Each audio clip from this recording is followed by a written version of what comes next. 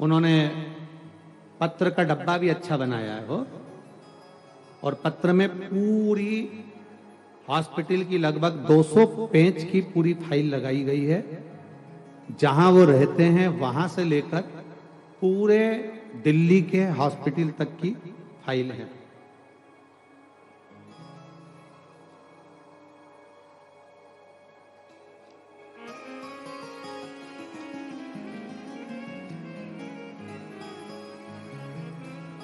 मेरा नाम शिव केसरवानी है, बेटी दिया केसरवानी, अशोक सुंदरी, पता 140 R3 M2 Beniganj Prayagraj 211016 UP. Mobile number ये है। कहीं बैठी हैं? कहीं बैठी हो तो हाथ हिला सकती हैं। अगर कहीं बैठी हो तो हाथ हिलाएं। मेरा नाम है शिव केसरवानी। कहाँ है? अच्छा उधर है।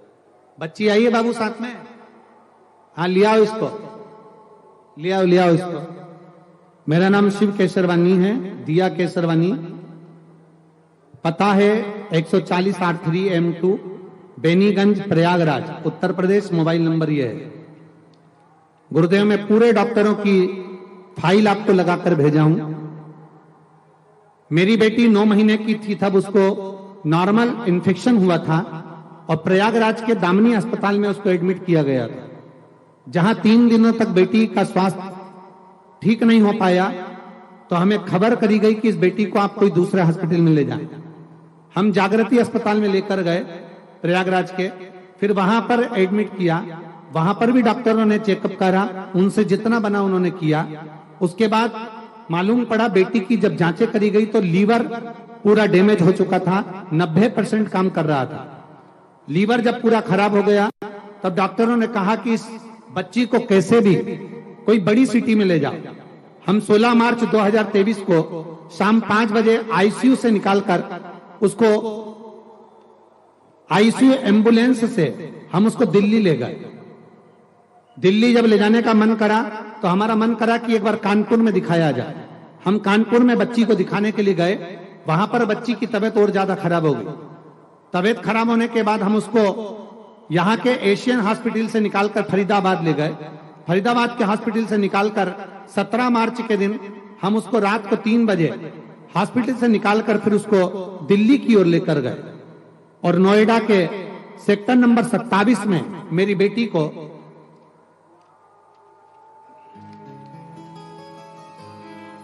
एडमिट किया गया।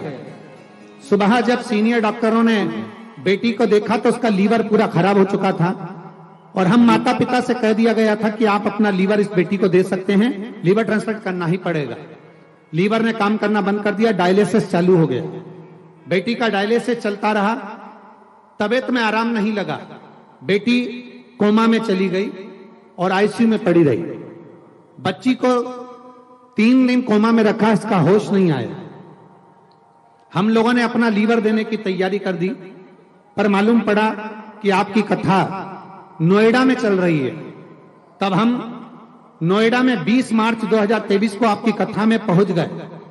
बेटी अंतिम सांसें गिन रही थी, हॉस्पिटल में पड़ी थी, उसका लीवर ट्रांसप्लांट होना था और हम नोएडा की कथा में घर का एक व्यक्ति जाकर आपसे बेलपत्री की गुहार करी, पर गुरुदेव भीड़ इतनी थी कि आपकी बेलपत्र नहीं मिल पाई। तब हम वहां से वापिस आए, फिर वापिस हम बेलपत्री के लिए दूसरे दिन फिर वापिस हम लोग नोएडा में चल रही कथा में पहुंचे। वहां पर आशीष भैया मिले। आशीष भैया से हमने कहा कि हमको व्यासपीठ की एक बेलपत्र दे दो आशीष भैया। आशीष भैया ने व्यासपीठ की बेलपत्र उतार कर हमको दे दी। हम उस समय रो रहे थे। हमारी बेटी अंतिम सांसें गिन रही थी, उसका लीवर ट्रांसप्लांट होना था, उसका डायलिसिस चालू हो चुका था। अब हम करते क्या?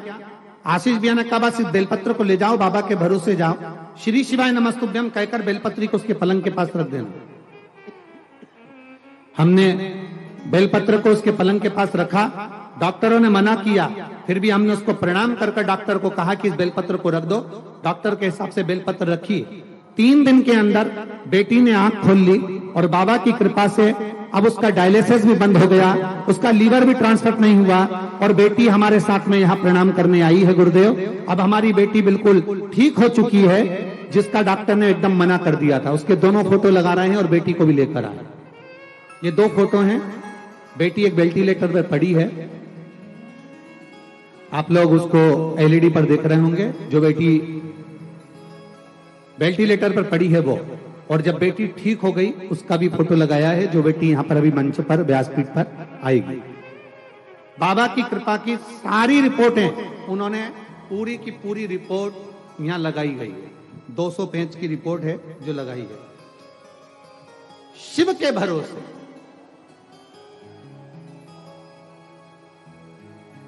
खाली ना जाता कोई घर से तुम्हारे, खाली ना जाता कोई दर से तुम्हारे, मैं भी खड़ा हूँ नन्हे बाहे अपने हृदय से लगा लो, गिरी जा रही हूँ उठा लो।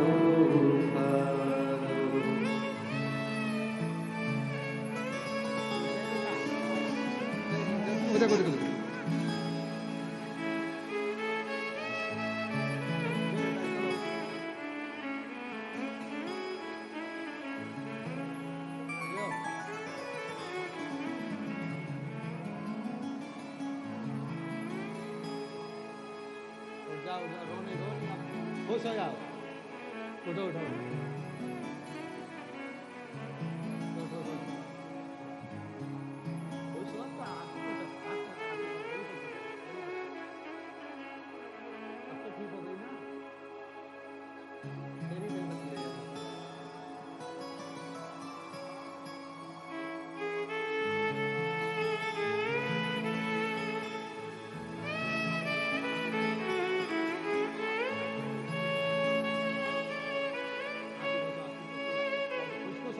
यहाँ से जाओ ना तो एकदम खुश, बाबा ने अच्छा कर दिया।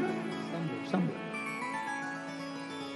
अरे खाली ना जाता कोई दर से तुम्हारे, मैं भी खड़ी हूँ